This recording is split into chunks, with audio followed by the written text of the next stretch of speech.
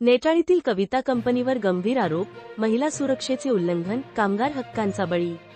पालघर नेटाळी येथील कविता कंपनीतील अनेक त्रुटी उघड झाल्या आहेत।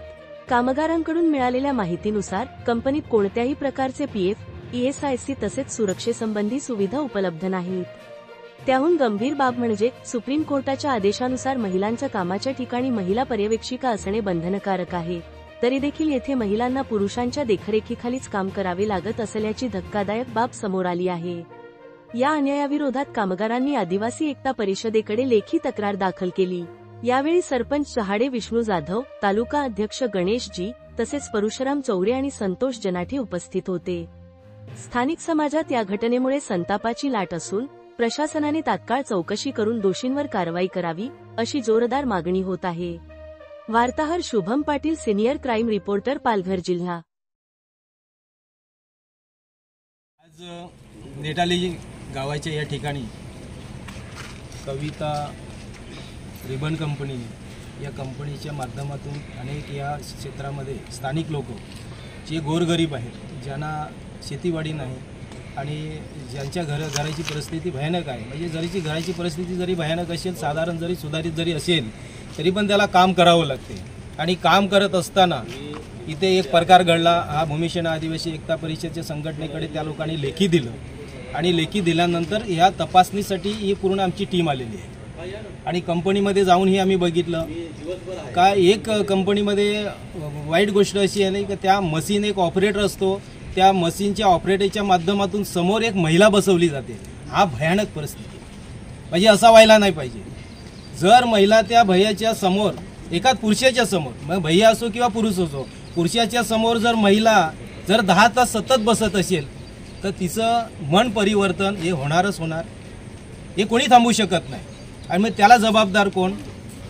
ते तुमची कंपनी। म्हणून या कंपनीला आम्ही सांगायला आलो का हे अशा पद्धतीने डोळ्यासमोर जर तुमच्या ह्या घटना ह्या दिसतात आमच्या ह्याच्यामध्ये, त्या प्रकरणाची तुम्ही वाट बघतात का? तर त्यांना सूचना देण्यासाठी आलो आणि आमच्या डोळ्यासमोर पण हे उघडकीस झालं। त्याच्यानंतर आम्ही चेंबरमध्ये बसलो, त्या मालकांशी आम्ही संवाद साधला।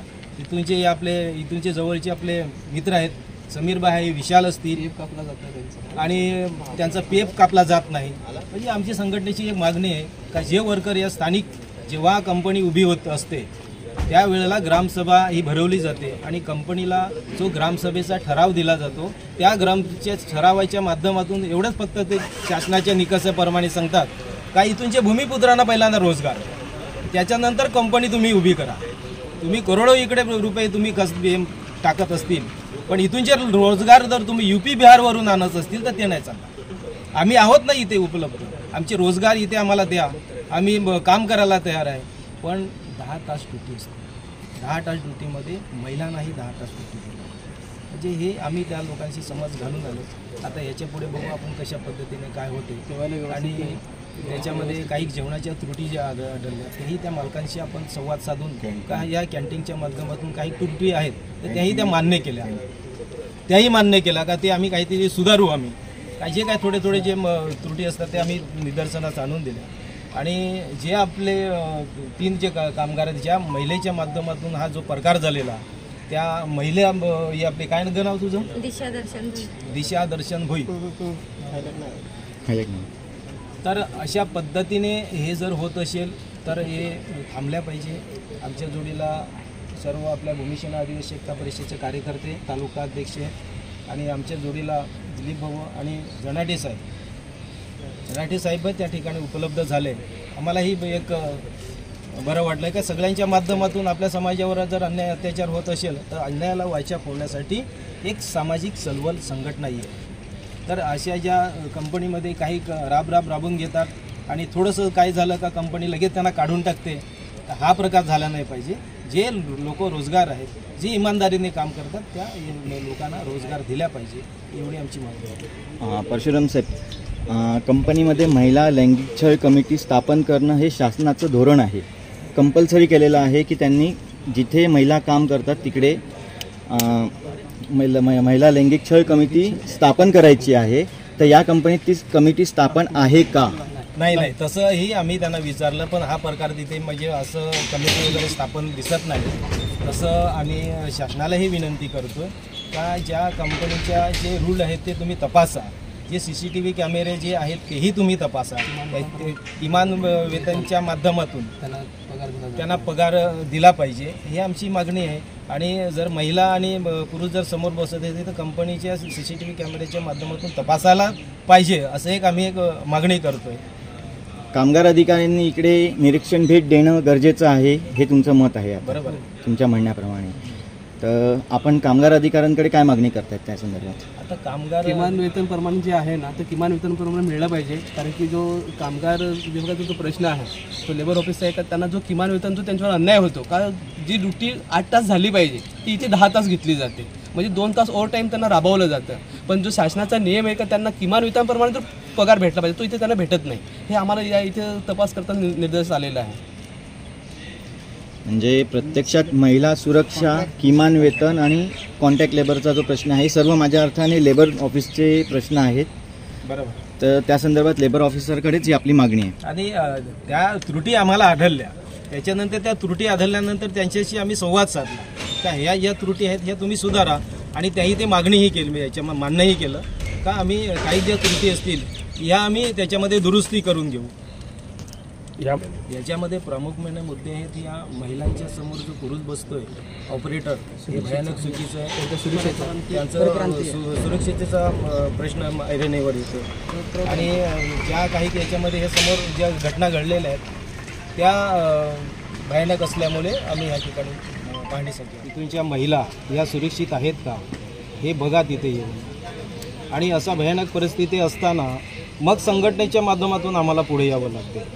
पण जो शासनाचा रूल आहे, शासनाच्या रूलप्रमाणे हे या कंपनी वागतात का, तसं लेबर कॉन्ट्रॅक्टला सुखसोयी आहेत का, ह्या सगळं तपासून बघायला पाहिजेत ना तुम्ही.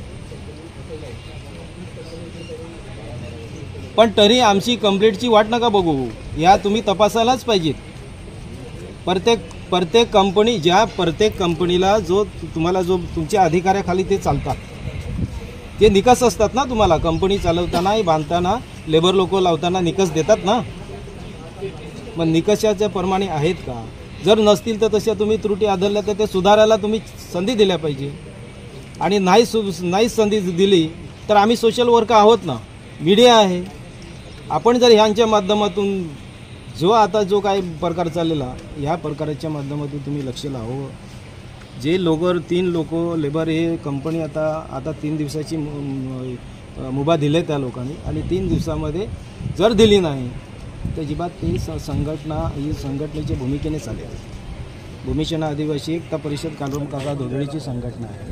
आणि त्यांनी जो गोरगरीब कोणत्याही जाती धर्माचा जर करी असेल त्याच्यासाठी ज्या अन्यायाविरुद्ध लढण्याचं काम हे संघटना करते. तर त्या ठिकाणी तुमच्या निदर्शनास आणून दिलेले आहे. बोला ना.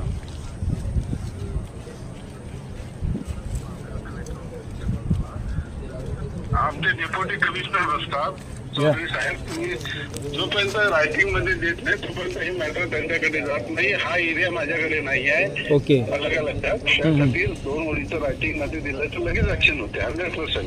नक्की आम्ही देतो ना, आमच्या संघटनेच्या माध्यमातून तुम्हाला याने लेटर नाही देतो, राईटने देतो आम्ही. आणि पुढे तुम्ही तपास करतील, गोरगरिबावर अन्याय होणारा याच्यामध्ये तुम्ही थांबवतील अपेक्षा मानतो. शासन हे कामगार वर्गाला सहकार्य करण्यासाठी वाटते. फक्त कसं आहे की आता आपल्याला डायरेक्ट कोणत्याही कंपनीला व्हिजिट नाही करता येत. तक्रार असेल तर नक्की चालेल ना, तेवढे आम्ही समजू शकतो. परंतु आता आमची तक्रार तुमच्याकडे आले किंवा संघटनेच्या माध्यमातून आम्ही लेटर ॲड प्रमाणे तुमच्याकडे तक्रार देतो, त्या पद्धतीने तुम्ही पाहणी करा. 100%. ओके, धन्यवाद.